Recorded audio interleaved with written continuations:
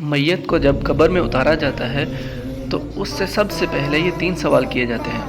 حدیث میں آتا ہے کہ آپ صلی اللہ علیہ وآلہ وسلم نے ارشاد فرمایا کہ میت کے پاس قبر میں 2 فرشتے آتے ہیں جو اس کو بٹھا کر سوال کرتے ہیں، اور ان سوالوں میں سے پہلا سوال یہ ہوتا ہے کہ من ربک، تیرا رب کون ہے؟ اور اگر وہ میت مومن ہو، نیک ہو، تو وہ کہتا ہے کہ میرا رب اللہ ہے۔ پھر وہ پوچھتے ہیں ما دینک، کہ تیرا دین کیا ہے؟ وہ جواب دیتا ہے کہ میرا دین اسلام ہے۔ پھر وہ پوچھتے ہیں کہ اس شخص کے بارے میں کیا کہتے ہو جو اللہ عز و جل کی طرف سے بھیجا گیا؟